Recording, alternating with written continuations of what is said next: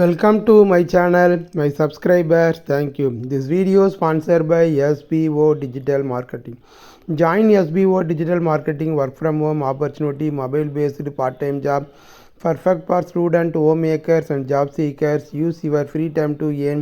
No fixed hours, work at yours. Just share and publish content. Simple task, no selling or no referral. Have a Facebook, Instagram, YouTube channel. You are already eligible. Earn daily income with the instant payout. Start from day one. Send your name and qualification 9941044160. Tamil Nadu base SBO Digital Marketing 9941044160. Skip பண்ணாதீங்க. பெரிய தப்பு. தினம் 300 ரூபாய் சம்பாதிக்க அரிய வாய்ப்பு. Instagram, Facebook பயன்படுத்த தெரிந்தால் போதும். Content post and content publishing மூலமா தினம் 300 ரூபாய் சம்பாதிக்கலாம். இந்த வேலை செய்ய 5 நிமிடம் போதும். Work training support, group communication support, all language customer live chat support, முக்கியமா சொந்தமா ஒரு பிசினஸ் ஸ்டார்ட் பண்ற அளவுக்கு உங்களால கற்றுக்கொள்ளவும் முடியும், சம்பாதிக்கவும் முடியும். இந்த வேலை வாய்ப்பு வழங்குவது 5 வருடத்திற்கு மேல ரன் ஆகிட்டு இருக்க நம்ம தமிழ்நாட்டு company school of business organisation private limited. மேலும் விவரங்களுக்கு டிஸ்கிரிப்ஷன்ல கொடுத்திருக்க நம்பருக்கு வாட்ஸ்அப் பண்ணுங்க.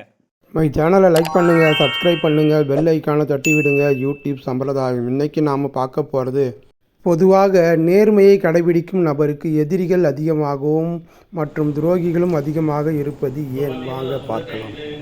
வாழ்க்கை என்பது நாணயம் மாதிரி, அதற்கு 2 பக்கம் உண்டு. அதே போல் நமது வாழ்க்கையிலும் முக்கியமான இடத்தை பிடிப்பது நேர்மைதான். அந்த நேர்மையானது மனித வாழ்வில் முக்கிய அங்கம் வகித்தாலும் அதில் சங்கடங்களும் உருவாகிறது. அதற்கு நேர்மையை கடைபிடிக்காமல் இருக்க முடியாது. அதுதான் வாழ்வின் நெறிமுறை.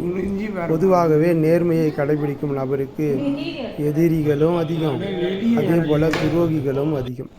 இந்த நிலையில் நேர்மையானவர்கள் மீது தொடுக்கப்படும் விமர்சனங்களும் குறையவே கிடையாது. யார் எப்படி இருந்தாலும் இறை நம்பிக்கை உள்ளவர்களுக்கு எதிரிகளால் தொல்லை வருவது போல இருக்கும். அதை விரக்தியின் உச்சம் தொட்ட நிலையில் பாதிக்கப்பட்டவர்களின் எண்ண ஓட்டமானது கடவுள் மீது கோபத்தை உருவாக்கும். கடவுளுக்கு என் மீது என்ன கோபமோ தெரியவில்லையே, இனிமேல் கடவுளை வழிபட மாட்டேன் என விரக்தி மனதில் சிலர் இருப்பது உண்டு. அதே சமயம் நமது மனதையும் எண்ண ஓட்டத்தையும் நிலைப்படுத்தி கொள்ள வேண்டும். கடவுளுக்கு நம்மீது எந்த கோபமும் கிடையாது. அது கடவுள் நமக்கு வைக்கும் பரீட்சையாகும். நம்மை மேலும் புடம் போட்ட தங்கமாக மாற்ற அவரால் கொடுக்கப்பட்டும் வலிமை மிகு பயிற்சியாகும். அதுதான் உண்மையும் கூட. ஆக நாம் நேர்மை தவறாமல் இருக்க இறைவன் நடத்தும் பரீட்சையை நமக்கே உரித்தான நிதானத்துடன் எதிர்கொள்ள வேண்டும். நிதானமே நேர்மைக்கு அவசியம். புராணத்தில் ஹரிச்சந்திரன் கதையை நாம் படித்து தெரிந்து கொள்ளவில்லையா? எத்தனையோ இழப்புகளை சந்தித்தும் அவன் கொண்ட கொள்கையில் இருந்து விலகாமல் நின்றானே. அதுபோலவே நேர்மை என்பது இறைவன் நமக்கு அளித்த கொடை. அதை கடைபிடிக்கும் போது எத்தனை இடையூறுகள், எதிர்மறை விமர்சனங்கள், தேவையில்லாத பிரச்சனைகள் வந்தாலும் நாம் அதை ஒருபோதும் புறந்தள்ளி விடக்கூடாது. நமது நேர்மை குணம் கண்டு விஷமிகள் நம்மை விட்டு விலகலாம். அதற்காக நாம் வருத்தப்படக்கூடாது. அதே நேரம் அவர்கள் வெற்றிலைப்பாக்கு வைத்து அழைக்கவும் கூடாது. பொதுவாகவே நேர்மை எளிதானது. அதை வலிமையாக்குவது நம் கையில் உள்ளது. எளிதாக கிடைக்கும் நேர்மையை சிலர் புறந்தள்ளி விடுவார்கள். அது அவர்களை அழிவு பாதைக்கு அழைத்துச் செல்லும். ஆழமான வெளியூர் குளமாகும். அதில்தான் ஆழம் எங்கு உள்ளது என்பது நமக்கு தெரியாது. ஆக பொருளை அவசர தேவைக்கு அடகு வைப்பது போல் சந்தர்ப்ப சூழ்நிலைக்காக நேர்மையை ஒருபோதும் எந்த தருணத்திலும் அடகு வைத்து விடாது.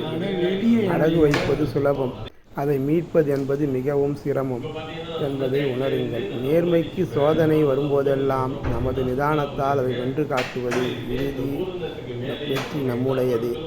பொதுவாக நேர்மை எளிதானது. அதை வலிமையாக்குவது நம் கையில் உள்ளது. எளிதாக கிடைக்கும் நேர்மையை சிலர் புறந்தள்ளி விடுவார்கள். அது அவர்கள் அழிவு பாதைக்கு அழைத்துச் செல்லும். ஆழமான வெளியூர் குளமாகும். அதில் தான் ஆழம் எங்கு உள்ளது என்பது நமக்கு தெரியாது. ஆக பொருளை அவசர தேவைக்கு அடகு வைப்பது போல நேர்மையை ஒருபோதும் அடகு வைக்கக்கூடாது. நாம் அடுத்த வீடியோவில் சந்திப்போம். நன்றி, வணக்கம்.